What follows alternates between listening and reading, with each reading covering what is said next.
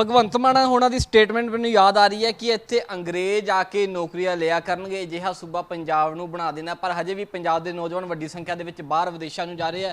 ਪਰ ਇੱਥੇ ਹੋਇਆ ਕਿ ਬਿਜਲੀ ਵਿਭਾਗ ਦਾ ਪ੍ਰੋਗਰਾਮ ਹੋਇਆ, ਜਿਸ ਦੇ ਵਿੱਚ ਭਗਵੰਤ ਮਾਨ ਹੋਣਾ ਨੇ 750 ਦੇ ਕਰੀਬ ਜਿਹੜੇ ਨਿਯੁਕਤੀ ਪੱਤਰ ਨੌਜਵਾਨਾਂ ਨੂੰ ਵੰਡੇ, ਜਿਸ ਦੇ ਵਿੱਚ 40% ਤਕਰੀਬਨ ਜਿਹੜੇ ਬਾਹਰ ਦੇ ਸੂਬਿਆਂ ਹਰਿਆਣਾ ਰਾਜਸਥਾਨ ਦੇ ਨੌਜਵਾਨ ਜਿਹੜੇ ਪੰਜਾਬ ਦੇ ਬਿਜਲੀ ਵਿਭਾਗ 'ਚ ਨੌਕਰੀਆਂ ਲੈ ਗਏ। कि आम आदमी पार्टी की सरकार इस उपर विचार करूगी? फौजा सिंह विधायक आम आदमी पार्टी के साडे नाल मौजूद ने। फौजा सिंह जी, 40% बाकी सूबे दे आके नौकरियां लै जांदे, पंजाब दे नौजवान बाहर विदेशों नूं जा रहे हैं। नहीं, इस बारे जिस तरह 40% की आप गल करते हैं, मेरे को कोई पुख्ता सबूत नहीं है कि 40% जिहड़े सी अदर स्टेट दे नौकरी दी गई है। पर जिहड़ा सिविल सर्विस रूल है वो ये दसदा है कि अदर स्टेट दे विचों वो 5% तो वध जिवें 100 मगर 5 उस तो वध नौकरियां नहीं दित्तियां जांदियां। एक होर दस दिंदे तुहानूं कि जदों भी कोई अदर स्टेट का चाहे वो रिजर्व कैटागरी नाल संबंध रखता होवे तां जदों दूसरे स्टेट विच अपलाई करदा तां उहनां दी मैरिट भी अड्ड बनदी और रिजर्वेशन का हक अपनी स्टेट विचों लै सकदा, इत्थों नहीं लै सकदा। इस बारे 40% की जिहड़ियां नौकरियां बिजली बोर्ड दीयां, इहदे बारे मेरे कोल पुख्ता सबूत नहीं है कि वो वाकई अदर स्टेट दे सी जां पंजाब दे आ। पर सिविल सर्विस रूल जिहड़ा गल कहंदा कि 5% तो वध अदर स्टेट ਨੂੰ ਨੌਕਰੀਆਂ ਨਹੀਂ ਦਿੱਤੀਆਂ ਜਾ ਸਕਦੀਆਂ। ਇੱਕ ਰਿਪੋਰਟ ਛਪੀ ਉਹਦੇ ਵਿੱਚ ਖੁਲਾਸਾ ਵੀ ਹੋਇਆ ਕਿ ਜਿਹੜੀ ਪੰਜਾਬੀ ਲਾਜ਼ਮੀ ਹੁੰਦੀ ਹੈ ਉਸ ਨੂੰ ਵੀ ਸਹੀ ਢੰਗ ਦੇ ਨਾਲ ਇੰਪਲੀਮੈਂਟ ਨਹੀਂ ਕੀਤਾ ਗਿਆ। ਜਿਹੜੀ 40% ਦੀ ਨੌਕਰੀਆਂ ਬਾਹਰ ਦੇ ਸਟੇਟਾਂ ਨੂੰ ਦਿੱਤੀਆਂ ਗਈਆਂ ਕਿ ਉਹ ਪੰਜਾਬੀ ਨੂੰ ਵੀ ਸਹੀ ਢੰਗ ਦੇ ਨਾਲ ਇੰਪਲੀਮੈਂਟ ਨਹੀਂ ਕੀਤਾ ਗਿਆ।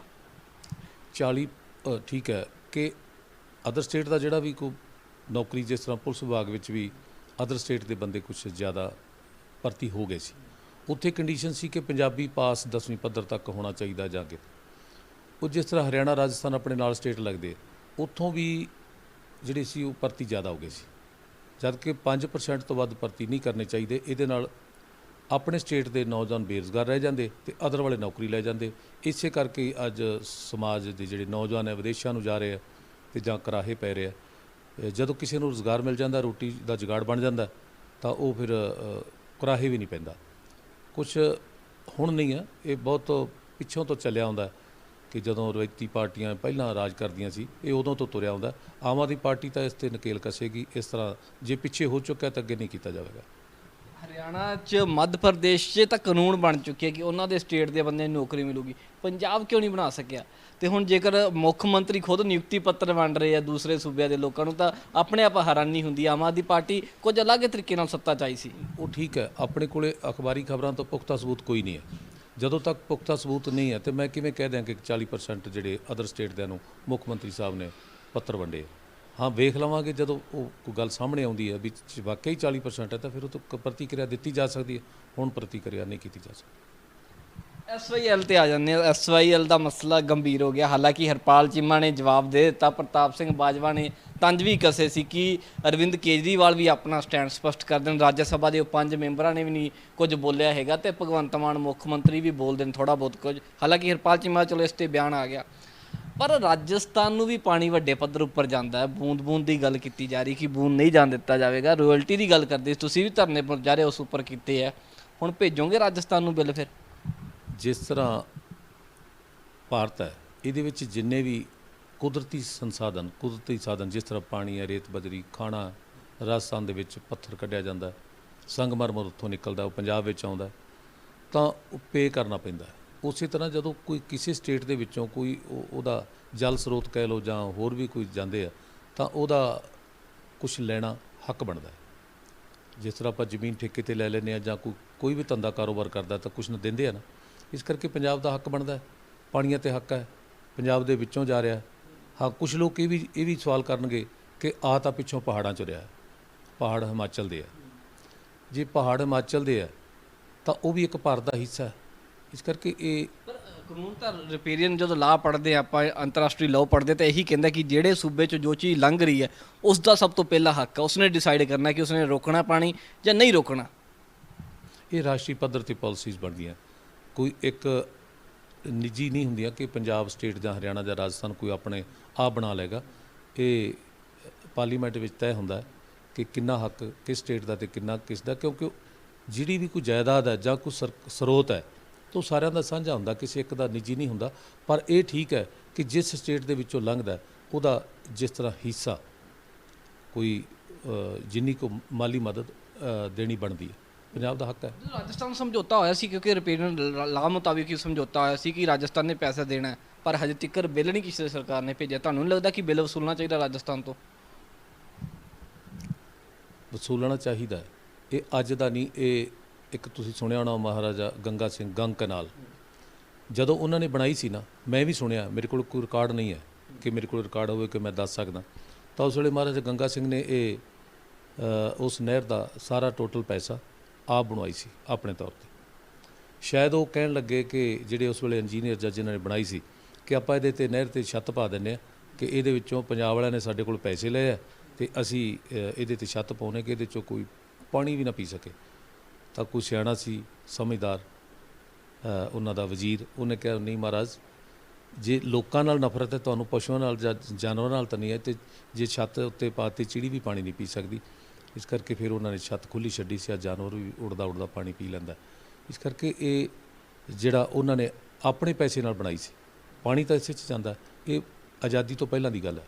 ਉਸ ਤੋਂ ਬਾਅਦ ਭਾਰਤ ਆਜ਼ਾਦ ਹੋ ਗਿਆ, ਹੁਣ ਤਾਂ ਪਾਰਲੀਮੈਂਟ ਬਣਦੀ ਹੈ, ਵਿਧਾਨ ਸਭਾ, ਉੱਥੇ ਡਿਸਕਸ ਹੁੰਦੇ ਨੇ ਮਾਮਲੇ, ਇਹ ਹੋਣਾ ਜ਼ਰੂਰੀ ਹੈ, ਹੋਣਾ ਚਾਹੀਦਾ ਵੀ ਜਿਸ ਸਟੇਟ 'ਚੋਂ ਪਾਣੀ ਜਾਂਦਾ ਉਹਦਾ ਜਿੰਨਾ ਰਾਈਟ ਬਣਦਾ ਉਹਨੂੰ ਮਿਲਣਾ ਚਾਹੀਦਾ। ਪੰਜਾਬ ਦੀ ਵਿਧਾਨ ਸਭਾ ਨੇ ਭੇਜਣਾ ਬਿੱਲ, ਉਸ ਨੂੰ ਲੈ ਕੇ ਪੰਜਾਬ ਦੀ ਵਿਧਾਨ ਸਭਾ ਨੇ ਬਿੱਲ ਭੇਜਿਆ ਹੀ ਨਹੀਂ ਰਾਜਸਥਾਨ ਨੂੰ। ਬਿੱਲ ਨਹੀਂ ਭੇਜਿਆ, ਮੰਗ ਰੱਖੀ ਹੋਈ ਨਾ, ਅਤੇ ਜਦੋਂ ਅੱਗੇ ਵਿਧਾਨ ਘਰ ਬੈਠੇਗਾ, ਸੈਸ਼ਨ ਚੱਲੇਗਾ, ਡਿਸਕਸ ਕਰਾਂਗੇ। ਇਸ ਵਾਰ ਕਰੋਗੇ ਤੁਸੀਂ ਸਵਾਲ ਲੈ ਕੇ ਜਾਓਗੇ ਵਿਧਾਨ ਸਭਾ, ਚੱਕੋਗੇ ਮਸਲਾ ਕਿ ਰਾਜਸਥਾਨ ਨੂੰ ਬਿੱਲ ਭੇਜੋ? ਅਤੇ ਚੁਣਿਆ ਲੋਕਾਂ ਨੇ ਕਾਹਦੇ ਲਈ? ਮਸਲੇ ਚੁੱਕਣ ਵਾਸਤੇ ਹੀ ਚੁਣਿਆ। ਕਿਉਂਕਿ ਮੈਂ ਉਦੋਂ ਟੀਵੀ ਤੇ ਚਲਾਊਂਗਾ, ਪਰ ਉੱਥੇ ਠੰਡੀ ਹਵਾ 'ਚ ਬੈਠ ਕੇ ਮੁੜਨਾ ਕੋਈ ਡਿਊਟੀ ਨਹੀਂ ਹੈ। ਲੋਕਾਂ ਨੇ ਜਿਹੜੀਆਂ ਉਹਨਾਂ ਦੇ ਚੁਣਿਆ ਤਾਂ ਇਸੇ ਕਰਕੇ ਨਾ ਵੀ ਸਾਡੇ ਜਿਹੜੇ ਮਸਲੇ ਨੇ ਉੱਥੇ ਵਿਧਾਨ ਸਭਾ 'ਚ ਚੁੱਕਣਗੇ ਅਤੇ ਹੱਲ ਕਰਾਉਣਗੇ, ਅਤੇ ਜੇ ਠੰਡੀ ਹਵਾ 'ਚ ਬੈਠ ਕੇ ਮੁੜਨਾ ਤਾਂ ਫਿਰ ਤਾਂ ਕੋਈ ਫਾਇਦਾ ਨਹੀਂ। ਲੋਕਾਂ ਨੂੰ ਅੱਜ ਦੇਖ ਰਹੇ ਲੋਕ, ਤੁਹਾਨੂੰ ਲੋਕਾਂ ਨੂੰ ਦੱਸ ਰਹੇ ਜੀ, ਮੈਂ ਤਾਂ ਲੋਕਾਂ ਦੀ ਆਵਾਜ਼ ਬਣ ਕੇ ਆਇਆ। ਪਿੱਛੇ ਜੇ ਗੱਲ ਵੀ ਹੋਈ ਸੀ ਇੱਕ, ਕਿ ਲੋਕਾਂ ਨੇ ਚੁਣਿਆ ਤਾਂ ਆਪਣੇ ਹਿੱਤਾਂ ਲਈ ਹੈ, ਅਤੇ ਜੇ ਇੱਥੇ ਠੰਡਕ 'ਚ ਬੈਠ ਕੇ ਮੁੜ ਜਾਣਾ ਤਾਂ ਉਹ ਠੀਕ ਨਹੀਂ ਹੈ। ਆਪਣੀ ਡਿਊਟੀ ਪੂਰੀ ਕਰਾਂਗੇ, ਜਿੰਨੀ ਕੁ ਅਕਾਲ ਪੁਰਖ ਨੇ ਬੁੱਧੀ ਦਿੱਤੀ ਹੈ, ਲੋਕਾਂ ਦੀ ਆਵਾਜ਼ ਬਣ ਕੇ ਬੋਲਾਂਗੇ। ਭੇਜੋਗੇ ਬਿੱਲ ਫਿਰ ਰਾਜਸਥਾਨ ਨੂੰ? ਤੁਸੀਂ ਇਸ ਗੱਲ 'ਤੇ ਬਿੱਲ ਭੇਜੋਗੇ, ਮੈਂ ਇੱਕ ਵਿਧਾਨਕਾਰ ਹਾਂ, ਮੈਂ ਸਵਾਲ ਰੱਖਾਂਗਾ, ਆਹ ਹੋਣਾ ਚਾਹੀਦਾ। ਸਮਝਦੇ ਨਾ? ਮੇਰਾ ਤਾਂ ਜਿਹੜਾ ਫਰਜ਼ ਹੈ ਮੈਂ ਪੂਰਾ ਕਰਾਂਗਾ। ਤੁਸੀਂ ਸਵਾਲ ਚੱਕ ਲੈਣਾ, ਹੁਣ ਵਿਧਾਨ ਸਭਾ ਨੇ ਡਿਸਾਈਡ ਕਰਨਾ ਕਿ ਭੇਜਣਾ ਕਿ ਨਹੀਂ ਭੇਜਣਾ। ਹਾਂ, ਇਹ ਉੱਥੇ ਇੱਕ ਵਿਧਾਨਕਾਰ ਮੈਂ ਇੱਕ ਤਾਂ ਹੈ ਨਹੀਂ, 117 ਨੇ, ਜਿਨ੍ਹਾਂ ਦੇ ਵਿੱਚ ਮੁੱਖ ਮੰਤਰੀ ਹੁੰਦਾ, ਮੰਤਰੀ ਮੰਡਲ ਵੀ ਹੁੰਦਾ। ਮੈਂ ਇਹ ਗੱਲ ਜ਼ਰੂਰ ਰੱਖਾਂਗਾ ਕਿ ਜਿਹੜਾ ਆਪਣਾ ਬਣਦਾ ਰਾਈਟ ਹੈ ਪਾਣੀ ਦਾ, ਉਹਦੇ ਲਈ ਆਪਾਂ ਅੱਗੇ ਕੋਈ ਵਿਉਂਤਬੰਦੀ ਬਣਾਈਏ। ਇੱਕ ਬੜਾ ਗੰਭੀਰ ਮਸਲਾ ਹੈ, ਕੁਮਾਰ ਵਿਸ਼ਵਾਸ ਵੱਡਾ ਨਾਮ ਹੈ, founder member Aam Aadmi party ਦੇ, ਕਹਿੰਦੇ ਭਰਾ ਵਾਲਾ ਰਿਸ਼ਤਾ ਸੀ ਅਰਵਿੰਦ ਕੇਜਰੀਵਾਲ ਨਾਲ, ਤੇ ਹੁਣ ਦਿੱਲੀ ਤੋਂ ਬੈਠ ਕੇ ਪੰਜਾਬ ਦੀ ਪੁਲਿਸ ਨੂੰ ਬੁਲਾ ਕੇ ਕਹਿੰਦੇ ਜਾਓ ਕੁਮਾਰ ਵਿਸ਼ਵਾਸ ਦੇ ਘਰ ਜਾ ਕੇ ਰੇਡ ਕਰ ਦਿਓ। ਜੇ ਹੈ ਕਿਉਂ? ਕੇਜਰੀਵਾਲ ਸਾਹਿਬ ਤੇ ਕੁਮਾਰ ਵਿਸ਼ਵਾਸ ਦਾ ਜਿਹੜਾ ਪਰਸਨਲ ਭਰਾਵਾਂ ਵਾਲਾ ਰਿਸ਼ਤਾ, ਉਹ ਉਹਨਾਂ ਦਾ ਨਿੱਜੀ ਸੀ। ਜਦੋਂ ਇੱਕ ਪਾਰਟੀ ਦੇ ਵਿੱਚ ਉਹਨਾਂ ਇਕੱਠੇ ਸ਼ੁਰੂਆਤ ਕੀਤੀ ਸੀ। ਜਿਹੜੀ ਗੱਲ ਰਹੀ ਪੰਜਾਬ ਪੁਲਿਸ ਭੇਜਣਾ, ਪੰਜਾਬ ਪੁਲਿਸ ਜਦੋਂ ਕਿਸੇ ਦੇ ਖਿਲਾਫ ਕੋਈ ਸ਼ਿਕਾਇਤ ਹੈ, ਕੋਈ ਕੇਸ ਦਰਜ ਹੁੰਦਾ, ਤੇ ਪੁਲਿਸ ਜਾ ਸਕਦੀ ਹੈ। ਉੱਥੋਂ ਦੀ ਲੋਕਲ ਪੁਲਿਸ ਨੂੰ ਨਾਲ ਲੈਣਾ ਵਾਜਬ ਹੁੰਦਾ। ਅਦਰ ਸਟੇਟ 'ਚ ਜਾਂਦੇ ਆ, ਮੈਂ ਵੀ ਕਈ ਵਾਰੀ ਗਿਆ ਸੀ ਨੌਕਰੀ ਦੌਰਾਨ, ਤਾਂ ਉੱਥੋਂ ਦੀ ਲੋਕਲ ਪੁਲਿਸ ਨੂੰ ਦੱਸਣਾ ਹੁੰਦਾ ਕਿ ਮੈਂ ਇਸ ਕੰਮ ਲਈ ਆਇਆ ਅਤੇ ਇਸ ਬੰਦੇ ਕੋਲੇ ਜਾਣਾ, ਉਹਨੂੰ ਅਰੈਸਟ ਕਰਨਾ ਜਾਂ ਉਹਨੂੰ ਨੋਟ ਕਰਾਉਣਾ, ਸੰਮਨ ਹੈ ਜਾਂ ਵਾਰੰਟ ਹੈ, ਜੋ ਵੀ ਹੈ, ਵਾਰੰਟ 'ਚ ਅਰੈਸਟ ਕਰਦੇ ਆ, ਸੰਮਨ ਨੋਟ ਕਰਾਉਣਾ ਹੁੰਦਾ। ਤਾਂ ਉਹ ਲੋਕਲ ਪੁਲਿਸ ਨੂੰ ਨਾਲ ਲੈ ਕੇ ਜਾਣਾ ਕੋਈ ਜੁਰਮ ਨਹੀਂ ਬਣਦਾ ਕਿ ਉਹ ਦਿੱਲੀ ਪੰਜਾਬ ਦੀ ਪੁਲਿਸ ਕਿਉਂ ਗਈ, ਜਾ ਸਕਦੇ ਆ। ਭਾਰਤ ਦੇ ਕਿਸੇ ਹਿੱਸੇ ਵਿੱਚ ਵੀ ਜਿਹੜੀ ਸਟੇਟ ਦੀ ਪੁਲਿਸ ਜਾ ਸਕਦੀ ਹੈ ਜਦੋਂ ਕਿਸੇ ਦੇ ਖਿਲਾਫ ਕੋਈ ਜੁਰਮ ਜਾਂ ਕੋਈ ਬਦਲਾਖੋਰ ਦੀ ਸਿਆਸਤ ਕਰ ਰਹੇ ਹੈ। ਨਹੀਂ, ਇਹ ਕੋਈ ਸੱਚਾਈ ਨਹੀਂ ਹੈ। ਅਤੇ ਜੇ ਇੱਧਰ ਕਿਸੇ ਦੇ ਪੰਜਾਬ ਦੇ ਖਿਲਾਫ ਕੋਈ ਮੁਕੱਦਮਾ ਦਰਜ ਹੋ ਜਾਂਦਾ ਜਾਂ ਕੋਈ ਸ਼ਿਕਾਇਤ ਦਾਇਰ ਕਰਦਾ ਜਾਂ ਦਾਅਵਾ ਦਾਇਰ ਕਰਦਾ, ਜਿਹਨੂੰ ਆਪਾਂ ਕੰਪਲੇਂਟ ਕਹਿੰਦੇ ਕੋਰਟ ਦੇ ਵਿੱਚ, ਉਹਦੀ ਸਮਨਿੰਗ ਉਹ ਨੋਟ ਕਰਾਉਣ ਲਈ ਤਾਂ ਫਿਰ ਕੀ ਦਿੱਲੀ ਵਾਲੇ ਇੱਥੇ ਪੰਜਾਬ ਨਾ ਆਉਣਗੇ? ਇਹ ਕੋਈ ਜ਼ਿਆਦਾ ਵਧੀਆ ਗੱਲ ਨਹੀਂ ਹੈ ਕਿ ਉੱਥੇ ਕਿਉਂ ਗਏ, ਇਹ ਠੀਕ ਨਹੀਂ ਹੈ। ਪੁਲਿਸ ਜਾ ਸਕਦੀ ਹੈ। ਠੀਕ ਹੈ, ਤਾਂ ਪੁਲਿਸ ਜਾ ਸਕਦੀ ਹੈ, ਬਦਲਾਖੋਰੀ ਦੀ ਸਿਆਸਤ ਨਹੀਂ ਹੈ। ਮਾਮਲਾ ਜਿਹੜਾ ਦਰਜ ਹੈਗਾ, ਇੱਕ ਹੋਰ ਸਵਾਲ ਨੌਕਰੀਆਂ ਨੂੰ ਲੈ ਕੇ ਜਦੋਂ ਆਪਾਂ ਕਰ ਰਹੇ ਸੀ, ਇੱਕ ਬਣ ਗਿਆ ਸੀ ਇੱਕ ਫੌਜਾ ਸਿੰਘ ਜੀ, ਪੰਜਾਬ ਪੁਲਿਸ ਦੀ ਬੜੀ ਚਰਚਾ ਹੈਗੀ ਹੈ ਕਿ ਆਊਟਸੋਰਸ ਜਿਹੜੇ ਬੰਦੇ ਹੁੰਦੇ, ਆਊਟ ਪਾਵਰ ਆਫ ਟਰਨ ਆਉਂਦੇ ਆ, ਬੜੀਆਂ ਪੰਜਾਬ ਦੇ ਵਿੱਚ ਨੌਕਰੀਆਂ ਦਿੱਤੀਆਂ ਜਾ ਰਹੀਆਂ ਉਸ ਪੱਧਰ ਉੱਪਰ। ਨਹੀਂ, ਤੁਸੀਂ ਆਊਟ ਆਫ ਟਰਨ ਪ੍ਰਮੋਸ਼ਨਸ, ਕਿ ਜਿਹੜੀਆਂ ਤਰੱਕੀਆਂ, ਇੱਕ ਤਰੱਕੀ ਹੁੰਦੀ ਹੈ ਸੀਨੀਅਰਟੀ ਦੇ ਮੁਤਾਬਕ, ਇੱਕ ਉਹ ਤਰੱਕੀ ਸੀ ਜਿਹੜੀ ਪਿਛਲੇ ਐਂ ਕਹਿ ਲਓ ਕਿ 20 ਸਾਲਾਂ ਦੇ ਵਿੱਚ ਜਦੋਂ ਤਾਂ ਅੱਤਵਾਦ ਸੀ ਉਸ ਵੇਲੇ ਤਾਂ ਮੰਨਿਆ ਕਿ ਕਿਸੇ ਫੋਰਸ ਨੂੰ ਕੰਮ ਲੈਣਾ ਤੇ ਉਹਨਾਂ ਨੂੰ ਹੌਸਲਾ ਅਫਜ਼ਾਈ ਕਰਨ ਵਾਸਤੇ ਲੋਕਲ ਰੈਂਕ ਦਿੱਤੇ ਜਾਂਦੇ ਸੀ। ਪਰ ਪਿਛਲੇ 15 ਕੁ ਸਾਲਾਂ 'ਚ ਇੰਨੇ ਲੋਕਲ ਰੈਂਕ ਦਿੱਤੇ ਗਏ, ਧੱਜੀਆਂ ਡਾਈਆਂ ਗਈਆਂ ਪੁਲਿਸ ਰੂਲ ਦੀਆਂ, ਜਿਹਦੇ ਵਿੱਚ ਜਿਹੜਾ ਅਸਲ ਹੱਕਦਾਰ ਸੀ ਉਹ ਪ੍ਰਮੋਸ਼ਨਾਂ ਤੋਂ ਵਾਂਝੇ ਰਹਿ ਗਏ ਤੇ ਕਈ ਸੱਜਣ ਆਊਟ ਆਫ ਟਰਨ ਪ੍ਰਮੋਸ਼ਨਾਂ ਬਹੁਤ ਲੈ ਗਏ। ਉਹ ਗੈਰ ਕਾਨੂੰਨੀ ਹੈ, ਉਹਦੇ ਬਾਰੇ ਵਿਚਾਰ ਚਰਚਾ ਵੀ ਹੋਈ ਸੀ ਤੋ ਉਹਨਾਂ ਬਾਰੇ ਸਰਕਾਰੀ ਤੌਰ ਤੇ ਮੰਗਿਆ ਜਾ ਰਿਹਾ ਡਾਟਾ ਕਿ ਕਿਹੜੇ ਕਿਹੜੇ ਆਊਟ ਆਫ ਟਰਨ ਬਿਨਾਂ ਵਾਰੀ ਦੇ, ਵਾਰੀ ਮਿਲੇ ਤਾਂ ਇਨਸਾਫ ਮਿਲ ਜਾਂਦਾ, ਇਨਸਾਫ ਨਹੀਂ ਮਿਲਦਾ ਤਾਂ ਠੀਕ ਨਹੀਂ ਹੁੰਦਾ। ਜੇ ਜਿਨ੍ਹਾਂ ਰਾਜਨੇਤਾਵਾਂ ਦੇ ਨਾਲ ਲੱਗੇ ਹੋਏ ਸੀ ਲੋਕ, ਉਹ ਸਿਫਾਰਿਸ਼ ਕਰਕੇ ਅਫਸਰਾਂ ਨੂੰ ਕੰਪੈਲ ਕਰਕੇ ਕਿਸੇ ਤਰ੍ਹਾਂ ਵੀ ਉਹ ਤਰੱਕੀਆਂ ਲੈ ਜਾਂਦੇ ਸੀ, ਤਾਂ ਉਹ ਤਰੱਕੀਆਂ ਜਦੋਂ ਉਹ ਇੱਕ ਨੂੰ ਤਰੱਕੀ ਮਿਲ ਜਾਂਦੀ ਹੈ ਜੂਨੀਅਰ ਨੂੰ, ਤੇ ਸੀਨੀਅਰ ਉਸ ਵੇਲੇ ਉਹਨੂੰ ਪਰਤਾੜਨਾ ਹੁੰਦੀ ਹੈ, ਉਹ ਪਰੇਸ਼ਾਨ ਹੋ ਜਾਂਦਾ ਹੈ ਕਿ ਇਸ ਤਰ੍ਹਾਂ ਕਿਉਂ।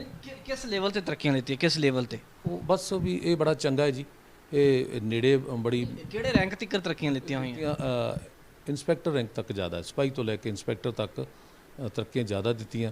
ਤੇ ਜਦ ਕਿ ਜਿਹੜਾ ਕੋਟਾ ਹੁੰਦਾ ਹੈ, ਇੱਕ 10% ਪ੍ਰਮੋਸ਼ਨ ਦਾ ਕੋਟਾ ਹੁੰਦਾ, ਜਿਹੜੇ ਸੀਨੀਅਰ ਅਧਿਕਾਰੀ ਤਰੱਕੀ ਦੇ ਸਕਦੇ, ਲੋਕਲ ਰੈਂਕ ਜਿਹਨੂੰ ਆਪਾਂ ਕਹਿੰਦੇ ਵੀ ਤਨਖਾਹ ਉਹਨੂੰ ਰੈਗੂਲਰ ਦੀ ਮਿਲੇਗੀ ਤੇ ਲੋਕਲ ਰੈਂਕ ਆਰਜੀ ਰੈਂਕ ਉਹ ਦੇ ਦਿੰਦੇ ਸੀ। ਪਰ ਉਹਦਾ ਕਾਰਨ ਹੁੰਦਾ ਸੀ, ਅੱਤਵਾਦ ਤੇ ਕਹਿ ਦਿੰਦੇ ਸੀ ਕਿ ਇਹਨੇ ਜੀ ਮੁਕਾਬਲਾ ਕੀਤਾ, ਇਹਨੇ ਬੜਾ ਵਧੀਆ ਕੰਮ ਕੀਤਾ। ਤੇ ਹੁਣ ਜਿਹੜੇ ਰਾਜਨੀਤਿਕ ਲੋਕਾਂ ਨਾਲ ਲੱਗੇ ਹੋਏ ਸੀ, ਉਹਨਾਂ ਨੇ ਕਿਹੜੇ ਮੁਕਾਬਲਿਆਂ 'ਚ ਹਿੱਸਾ ਲਿਆ ਵੀ ਆਊਟ ਆਫ ਟਰਨ ਤਰੱਕੀਆਂ ਦਿੱਤੀਆਂ ਗਈਆਂ। ਕਾਫੀ ਇਸ ਤਰ੍ਹਾਂ ਦੇ ਗਲਤ ਹੋ ਰਿਹਾ। ਤਾਂ ਜਾਂਚ ਕਰ ਰਹੇ ਇਸ ਦੀ? ਹਾਂ, ਹੋ ਰਹੀ ਹੈ, ਹੋ ਰਹੀ ਹੈ। ਡਿਮੋਸ਼ਨਾਂ ਹੋਣਗੀਆਂ ਫਿਰ ਸਭ ਦੀਆਂ? ਮੈਂ ਕਹਿੰਦਾ ਹੋਣੀਆਂ ਚਾਹੀਦੀਆਂ।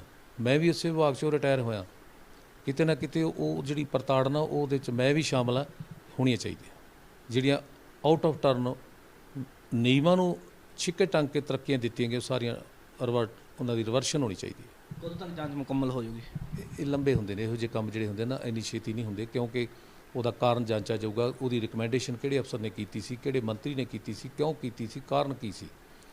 ਕਈ ਤਾਂ ਇਸ ਤਰ੍ਹਾਂ ਦਾ ਵੀ ਹੁੰਦਾ ਹੈ ਕਿ ਲਾਇਆ ਤਾਂ ਸਿਕਿਉਰਿਟੀ ਗਾਰਡ ਹੁੰਦਾ ਤੇ ਰਿਲੇਸ਼ਨ ਵਧੀਆ ਬਣਾ ਕੇ ਤਾਂ ਫਿਰ ਉਹ ਨਿੱਜੀ ਸਮਝਣ ਲੱਗ ਜਾਂਦੇ ਨੇ ਕਿ ਹੈਗੀ ਇਦਾਂ ਦੀ ਕੋਈ ਉਦਾਹਰਣ ਹੈਗੇ ਸਾਡੇ।